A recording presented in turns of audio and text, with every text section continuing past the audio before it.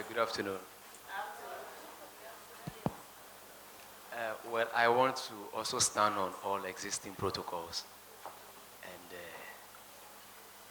honor all of us who have been here since morning. Is it coming? All right, I want to stand on all existing protocols that have been established formally and also say thank you to all of us who are here. It's a great honor for us to be here to learn, to network, to team up, and make a better Africa. I will start off. I know we've been sitting for a while, and the human brain is such that it's difficult to keep comprehension for a long time.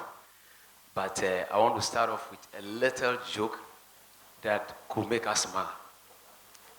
One day, a monkey and a chimpanzee were in a church. And then the pastor said, "Turn to your friend and tell your friend, you look beautiful today." The monkey turned around and then saw the chimpanzee. The monkey began to laugh. The chimpanzee saw the monkey and said, "Why are you laughing?"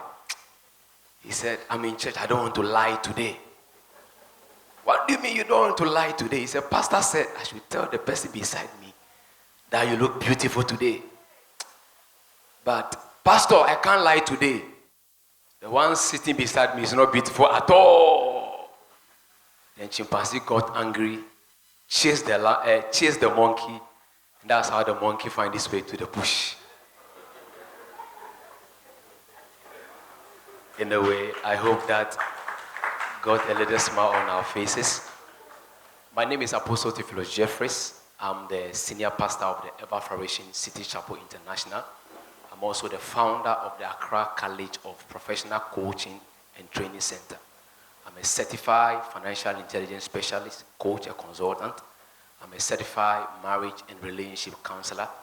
I'm a certified emotional intelligence specialist. This occasion, I'll be speaking briefly on pathways to wealth creation and wealth sustainability, a route out of poverty. I will start that off also with an example. There was a village, and then there was a young man and then an old man in that village. Always, periodically, there's always a competition between the old and then the young. Now, what happens is that one day, anytime they go for the competition, the old man wins. So there was there's a young boy among them who went one day to the old man and said, "Old man, you think you are always wise, but the next competition, I'm going to win you." So the young guy, decided to decide how the competition will go. So in his mind, he's going to find the butterfly. And then when he gets the butterfly, he's going to come to the competition, stand in front of everybody, and then tell them that there is a butterfly in my hand. He will ask the old man, "Is the butterfly dead or is alive?" In his small mind, if the old man says that the butterfly is dead, he will just squeeze the butterfly, open his palm, and say, "You see, you are lying. The butterfly is dead." But if the old man says, "Oh, the butterfly is dead," he will open his palm, then the butterfly will fly. So in his mind, he has won the competition. So a day of the competition came, and then he asked the old man, "There is a butterfly in my hand. You say you are the wisest in this village. Tell us today, is the butterfly in my hand alive or dead?" Then the old man smiled, kept smiling. Then he said, "Young man, we understand that there's a butterfly in your hand. But whether the butterfly is alive or the butterfly is dead, it is in your hands." Today, I want to start by saying that whether we succeed, Africa prospers, our families prospered, whether we come out of poverty, whether we alleviate it, whether we will overcome it, is in our hands. The answer the old man gave the young man, because why is it in his hand? He could just squeeze his hand, kill the butterfly, or he can equally open his palm and the butterfly will fly. So the longevity or the demise of the butterfly is not in anybody's hands. It's in his hands. The pathway to wealth creation is such that it should be an intentional journey. You cannot assume your way into wealth. You can't wish it. A lot of people have what we call a jackpot mentality, where you believe that I could just wake up one day, somebody can dash me 1 million. When we're growing up, we have that mindset that when I'm walking, hey, I will not just find some 10,000 on the floor. I will not. Those are jackpot mentality. When people have such mindset towards money and wealth, it's never possible they are going to get it. So the route into wealth creation should be an intentional route. You can't wish yourself there. I was happy Dr. Uzu spoke about anointed oil. I'm a pastor. I have my church. I preached. We lay hands. We do deliverance.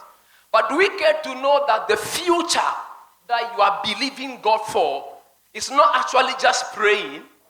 Because prayer actually is not even in the success equation.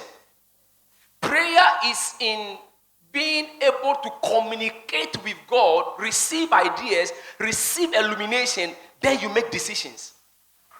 If all you can do is to pray, but your prayer is not even solving a problem, you can't make money. They have succeeded to help Africans to disconnect money and wealth from value. So people believe they can make money without offering value. Anybody making money, getting wealth, who is not offering value is likely to be a thief. Because wealth is connected to value. So the creation of wealth should be an intentional, you decide. And the first one we call financial intelligence. You see, there are money crises, there are money problems, and then there are money mistakes. Everybody will have money crisis. But our intelligence is that aspect of our brain that enables us to solve problems. Nobody is immune against trouble, difficulty, crisis. The rich has financial crisis. The poor have financial crisis. So our intelligence is that aspect of our brain which allows us to handle crisis without endangering yourself in the present and in the future. So financial intelligence is that aspect of our thinking which enables us that when you have a business financial crisis, a personal financial crisis, a national financial crisis, if you are not able to get yourself out, chances are that you are going to make money mistakes. And it is in the creating of money mistakes that many of us enter into perpetual debt.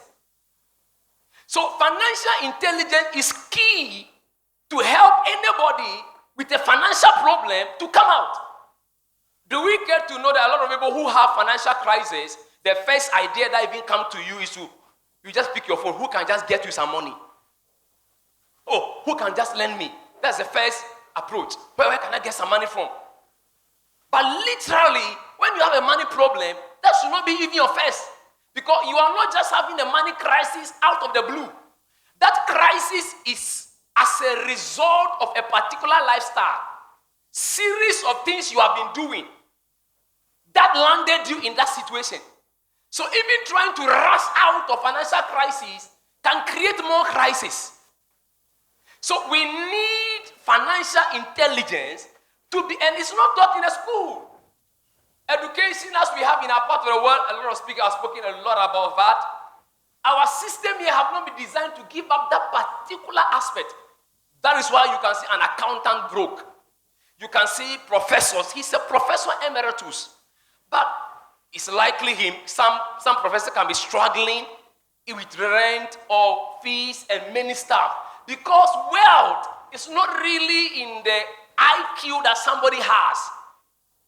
A high IQ with a low FI, financial intelligence, money will be mismanaged. Money will be abused. Personally, this year is coming to an end. Do we get to know that a lot of people, it is their behavior, it is their approach to money, which is going to make next year, January, as we usually say, January is the longest month. Why is January the longest month? So, financial intelligence is key if you must overcome financial crisis. not committing money mistake, finally finding yourself into what? Perpetual debt. The second thing is we call financial planning. We know that, of course, failure to plan is plan to fail. And in financial planning, it's 3 steps. Number 1, you must ascertain where you are. Where are you? Some people are below ground zero. It means you are in debt. And debt is not a bad thing. We have good debt, bad debt, and no debt. You must choose carefully. A good debt is a leverage. A bad debt is a baggage. Most of the big companies we see today thrive on loan. In fact, a lot of companies, their loan is so big that even if they default, the bank cannot close them down. They go and renegotiate. It is only the small debt that you have that the bank can come and close you down. So, OPM, other people's money, falls within that particular area where you know how to leverage on debt meaningfully into asset, not liability, not on consumables. Individual lifestyle. So in financial planning, the first thing is, where are we? Where am I? Let's be realistic with yourself. Where do I find myself now? Am I below ground zero? Or I am ground zero, no debt, but you have nothing? Or you are above ground zero? Where are you? If somebody call you now, I need direction to this place, you first ask, where are you? Where are you now?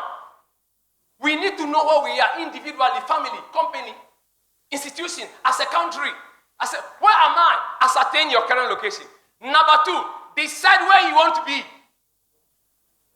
Decide it. Decide your destination. How far you want to go. Not to talk too much. The third one is decide your vehicle that will take you there. There is a path that leads to where you want to go. You must decide. People take the entrepreneurial path. Some take salary path. There are several ways you can. Different paths. Which one will you want to explore? You must decide it.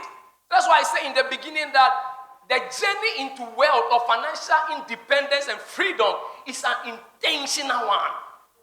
It cannot be assumed. It can't be wished for. Like I said, always be in debt when you are in debt. You can't wish away your debt. Oh, I wish I'm not in debt. Sorry. I wish, no.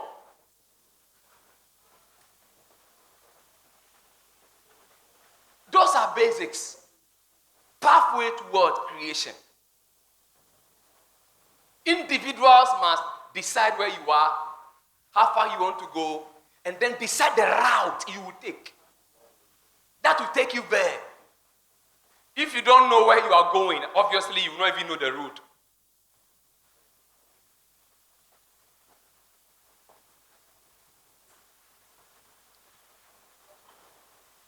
In the creation of wealth, to sustain wealth, you know that it's difficult to find either a second or third generation now millionaire in Africa, in our part of the world. We are not able to move the wealth to the next generation. It's difficult. I will explain that in a jiffy. That's why any young entrepreneur that you are trying to grow, don't become a Father Christmas. Many young businesses can't grow because the capital is not growing. Your business cannot grow if your capital is not growing. But the business must grow, the base must be strong. Then it must spread to other locations. Then you diversify. All these are largely connected to capital. If your capital is not growing, last year your capital into that cloth is 10,000. This year is still 10,000. It's not growing. And one reason why a lot of us can't even grow our capital, the base, is because sometimes we lack some financial prudence. Which I'll talk about 5. Financial discretion, financial prudence, financial frugality. I will explain all these terms. Financial immunity. What do I mean by financial discretion?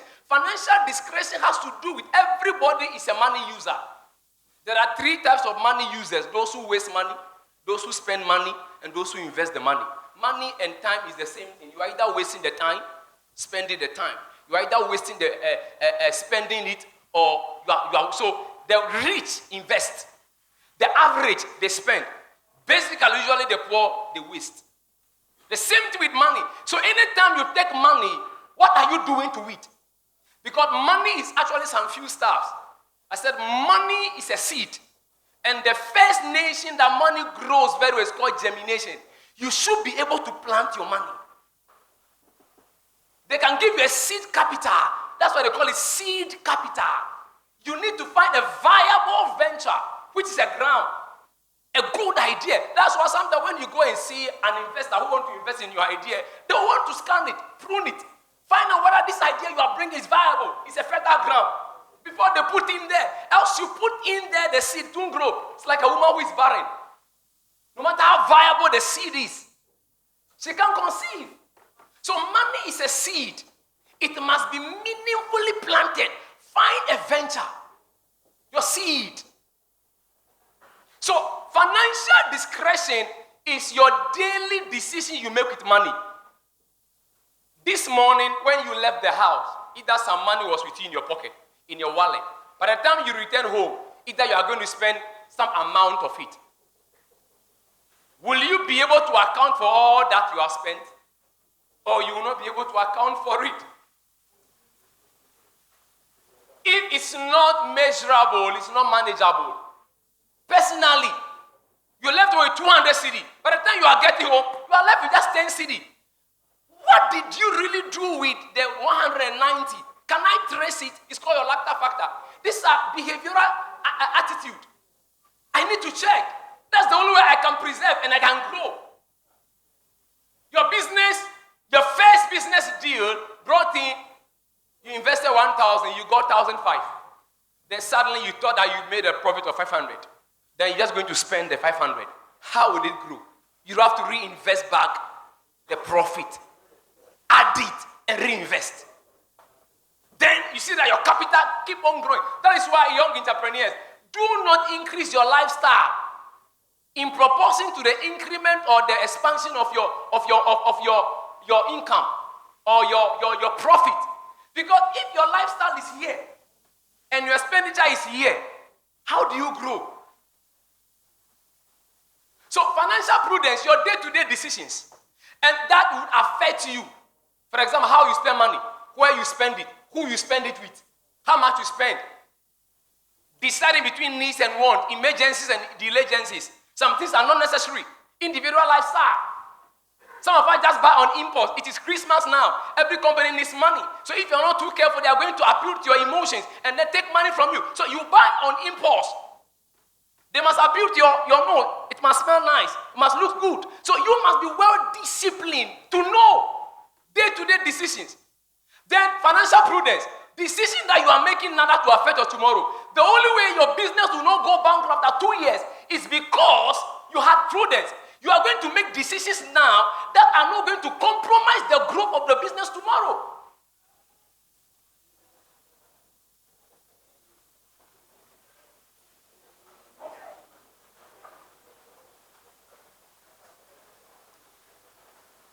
There's nothing magical about making money, getting wealth. It can be learned. It's a science. It has a process. It can be followed. Anybody at all can grow. So, few minutes and I'll be done. Financial intelligence, I spoke about that. Financial planning, I'm just picking it brief. The next one is called financial personality. It is your lifestyle that will determine whether you're going to remain rich or broke. Everybody has a lifestyle. Everybody have a lifestyle. The rich has a lifestyle. Do we care to know that poor people try to dress rich to impress the rich and they stay poor? And the rich dress poor, dress simple to keep on growing. Do you care to know that this Xmas, this end of year, many people, the reason why next year generally are going to be in debt is because of this. They must impress somebody. You're either going to the village or you are going to celebrate Xmas. I'm not saying don't give money out to people. But you see, if you lack financial intelligence, you may begin to even spend your capital prayerfully. You spend it prayerfully. You dash it to everybody. You just spread it. And I said that in Africa, for example, maybe in your family, you are the one who is able to, you start rising. Everybody hangs on you.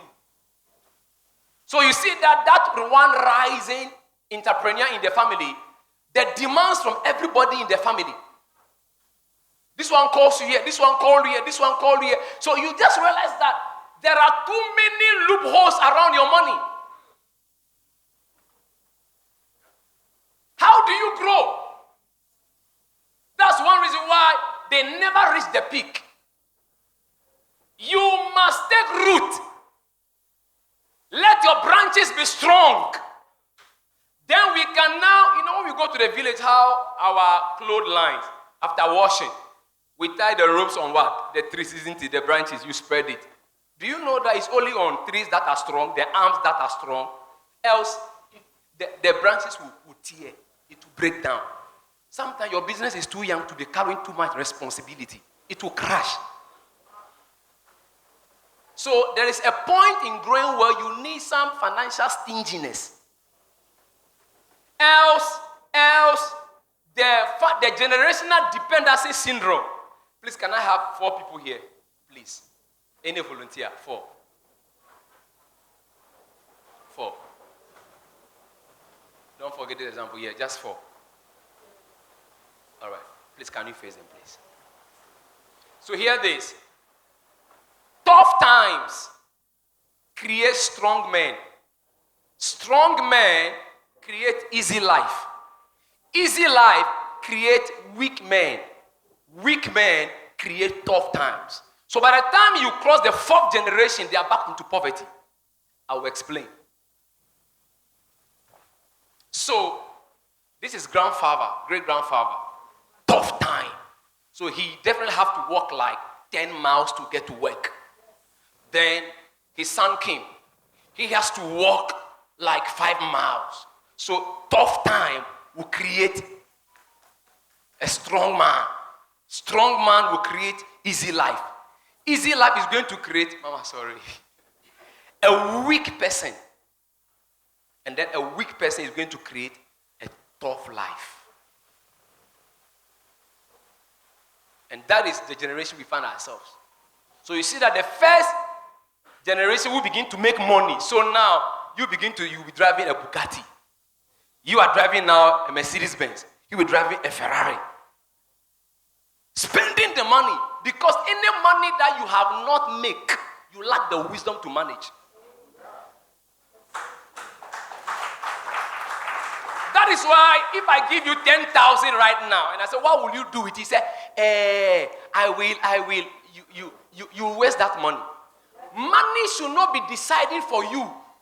There must be a well-established program plan. That when the money is coming, the plan is consuming the money. But many of us don't have a plan. Even the budget. That's how we waste the money. Money should not be decided. Do you know that if money is decided for you, you spend it on the flesh? You make choices that are not fruitful, are not productive, that will not yield anything. But then decide that you're going to build. Next year by this time, I'm going to even own the land. And then that is where you are going. You should have how to get there. Your salary. Am I going to be putting some money down? Immediately you decide that the trophy you won't buy again. The pizza, you won't buy the pizza again. Because you realize that the pizza money, you put 3 or 4 together, 1 cement. Do you know that many of us, our cement money is pizza money? Some of our cement money is a soft drink. The amount of soft drink you consume. If you want to be accumulative, to just pile up, you make money. You can build. But because many of us, there's no plan available. So the money, like either the jackpot mentality or the lottery mentality, the jackpot mentality. That's the only way somebody can scam you and say, I'll give you double of your money within 6 months. So behavior, financial behavior that you have. So this is a generational thing I have just shared. Which line are you now? You must find out which line you are now. And don't forget the scenario.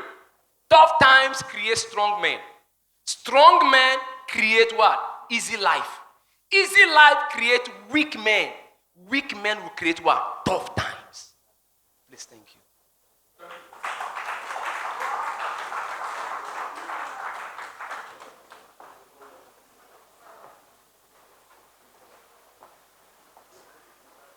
As I wind up, because everything I have is a whole course, individual or very practical but I can't say that much.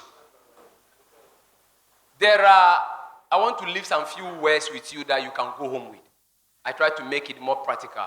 In sustaining wealth, we call it obtain. Can I hear you say obtain? Please. Say maintain. Say sustain. Say retain. Say detain. So first, you must obtain. I should go over. All right, first, you obtain. You should know how to make money. Obtain it. Then you maintain it. I will explain. They are not the same words. Then you sustain. Then you retain. Then you detain. I will explain. The first one is the first approach. Make money. Just go and know how to make money lawfully, legally. You should be taught. Do you know how? Because you should know what money is. Number one, money is opportunity. Because money is hiding in what? Opportunities. Number two, money is problem. When you wake up, you are going to work. You are going to solve a problem. Everybody is hired to solve a problem. And in solving that problem, they give you money. So those who run away from problems don't make money. Because everybody making money is solving a problem. I say funnily in church that sometimes even those who make the coffin, when they come to church, they don't like we pastors. When they say, lift up your hand and say, I shall live and I shall not die. The coffin producing association, president said, pastor, business is killing. Because people must buy coffin now. I'm sorry, it's a very strong one, but people have to buy coffin. But pastors say people will not die. If people are not dying, people will not buy coffin. So even the coffin producer needs money. He needs people to die to solve a problem. The seamstress. That's why I think that someone spoke about briefly that don't chase money. Yes, sir. Said don't chase money. Do you know why? Money must not be chased. Money chases value. Money is chasing those who have value. So you must have value. You must sell value. You must keep increasing in value. Even in school, you have diploma, you want to increase in value. Get a degree. Increase again. Get second degree. Get masters. You have to keep increasing. So when you stay at just one value, you can't make much. So money chases those who have value. What is your value? At the marketplace. When you go to the money market, in the money market, you don't look for money. You don't chase money. In the money market, you attract money. Money is like 10 things. Number one, money is like a butterfly. You don't chase butterfly. What do? Create a very nice garden. Water it. And just sit down. You see that butterfly will be flying to you. That is how they reach. They create the value and they attract the money. So I see people losing money. I catch money. All those things, you are just exciting yourself mentally. You don't wait for customers, you attract customers. Because money is also customers. What is money? If you are looking for money, you must know what money is. One, money is opportunity. Two, money is problem. Three, money is customers. More customers, more money. That's why you must learn about how to maintain customers, grow your customer base. So many people who come to us that we should pray, oh, no customers. The way you don't attract the customers.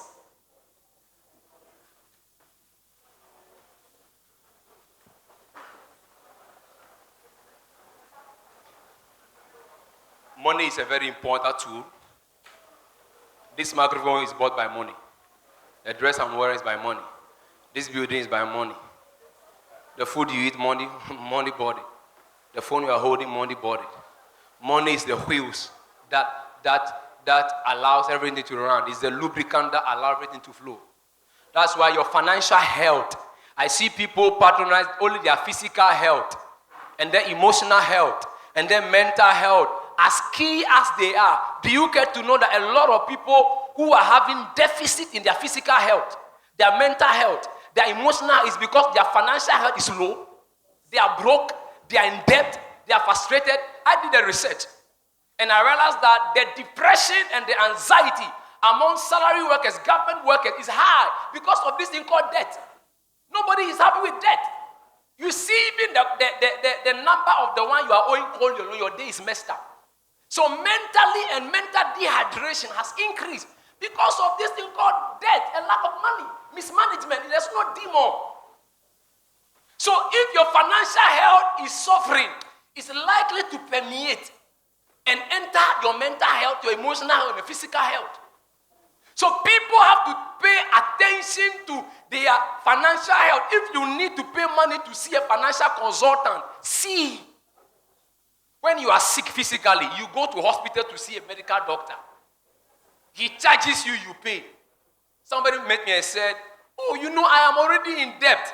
You can't charge me for your services. I don't have the money. I said, okay, when you are sick, you go to hospital. Doesn't the doctor still charge you?